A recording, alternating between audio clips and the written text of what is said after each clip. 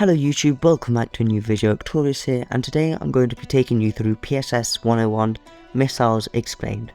So now, for starters, what are missiles? Well, basically, they're projectile weapons which you can fire from a missile launcher. You by default, and by default I mean the max you can have, that's 2 missile launchers. You can't get any more unless you decide to buy the bucks room called the multi-missile launcher, which costs you 1,200 bucks if it appears on the shop. Alternatively, you can get the multi-missile launcher from the Dove shop, and you can get doves from turning. However, the multi-missile launcher will be costing you 100 doves, which is quite a large price to pay, considering you can get around maybe 12 doves a tournament, is what I roughly get, and I'm in like Hydra Core right now, I believe. And now, one of the main strengths of missiles, this is especially true at lower levels, they completely bypass shields. However, they can be dodged by an engine. And now this is what makes missiles less usable at higher levels, because your enemies are more likely to have maxed out engine crews, which means they'll have a 100% dodge chance, which means you're pretty much just wasting 6 power on your missile rooms. Now then, when can you actually use missiles? So as you can see, at level 3 you'll have 1 missile launcher, and at level 5 you'll have 2. And at any time you can always just get the Dove multi-missile launcher, which means theoretically at level 1 you could get a multi-missile launcher if you could get the Doves. You can pause the video now and look at this statistics page. It's quite good. I just got off the fandom page. All of the statistics pages that you're going to be seeing on this video from here on out, they're from the Pixel Starships fandom, and I would totally recommend going there. Now, what kind of strategies can you use with missiles? Well, I'm just going to quickly take you through some of the most common tactics you're probably going to see throughout your time in the game. Now, starters, this is what the low level players are going to be using. It's very simple, it's just rocket spam. You spam your enemy with rockets, there's nothing more to it.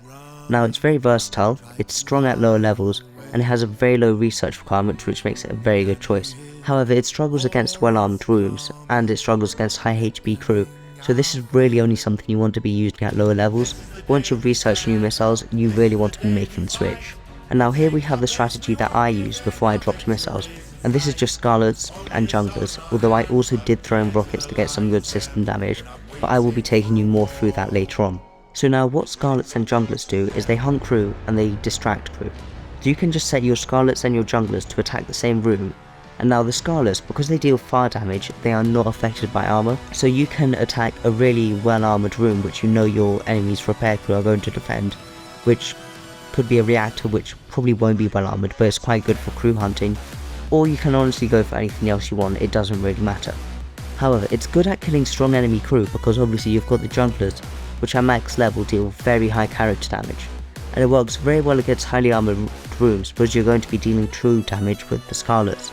However, it's hard to use at lower levels due to your AI limitations, since you're going to need quite high levels of Python to use this, and it can be countered with sprinklers.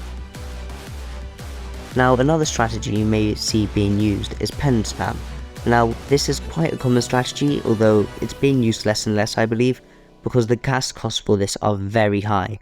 Now, it's very simple. You're just going to spam penetrator missiles which deal hull damage, and they don't do very much system damage, if at all. And now, they're quite good because enemy repair crew, they can't stop you because you're just directly dealing hull damage, which means the enemy repair crew, they're just going to sit around doing absolutely nothing. And you don't require any other weapon rooms such as mineral mining lasers, which means you free up a lot of power, which means you can divert that instead to android rooms, cloak rooms, anything else that helps defend your ship.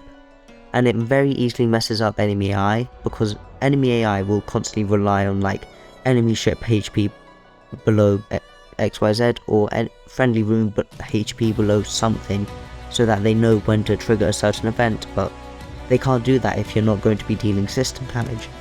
And now what's bad about this is it's very late game, you can't use this at low levels very easily, and if your enemy keeps their engines functioning, it's very hard to win, because if they've got a good defense and engine crew, you're not going to be able to do anything because they'll just keep their engines at 100% dodge.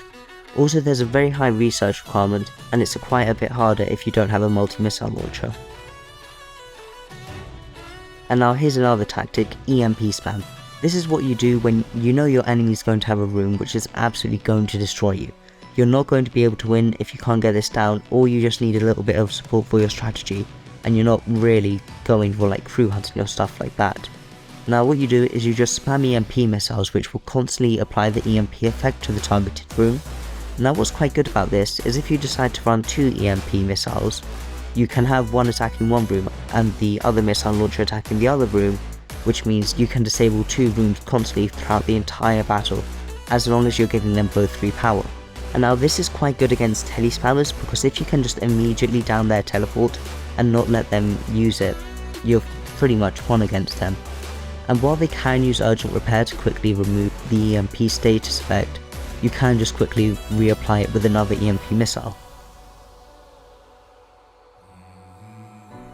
And now another strategy, javelin spam. I don't think I've ever actually seen this in game. Like the only time I've ever seen javelins being used in game is when I used them just like briefly to see how they worked, because I didn't look at the fan or anything like that.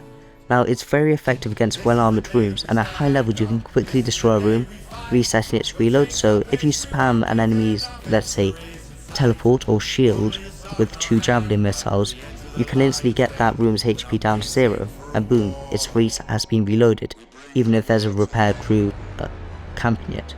This is quite good for baiting enemy crew, because you instantly get one of their main rooms down to 0 health, which means all of their repair crew are probably going to be trying to get to there, or you can focus another room. However, there's very low damage output, like even at max level you're only dealing 0.8 system and crew damage, which honestly isn't the best. And now what that means is you're not going to be dealing very much hull damage, which is a bit problematic. Now what missile AI did I use when I actually used missiles?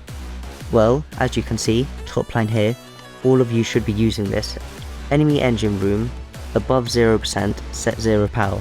That's because if your enemy is running engines, you don't want to be wasting energy on firing missiles which are just going to get dodged, and you'll put up a similar line in your engines which was saying that if enemy engine room is above 0% health, increase power by 1, and that means that if they run engines, you run engines, but otherwise you're just going to be wasting power on your missiles. Now as you can see below that, I've got increased power by 1, then I've got target room has enemy crew, continue current job, because I'm trying to crew hunt with junglers here. As you can see here, target room has enemy crew, set highest crew damage. Now that means if they do have enemy crew, I'm going to keep firing at that room until I destroy them. Then target room has no enemy crew, target enemy shield room, because that's a room that's either likely to have crew or no crew if I've killed them. So that means that first I'm going to kill all of their crew in their shield room, and then none I'm going to target enemy laser, which means I am going to flicker through all of their shield rooms and laser rooms searching for crew, and that means I'm instantly going to kill all of their gunners and their side crew boosting their shields. And then after that, target room has no friendly crew, I hunt for missile boosters, missile gunners that is.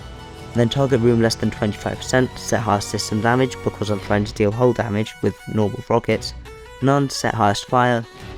That just means if they're not low health, I just go fire to annoy them. And then target room destroyed, set highest system damage, which just means I'm going to be really damaging them. Target room destroyed, set highest system damage, that just sets them to rockets, which means I can get some free hull damage. And none, set cheapest items, which makes sure I've always got a missile selected. Now then, thank you for watching, hope you have a good day, or night, depending on where you are. Like, subscribe, and comment if you want to see any more videos like this. Thanks for watching.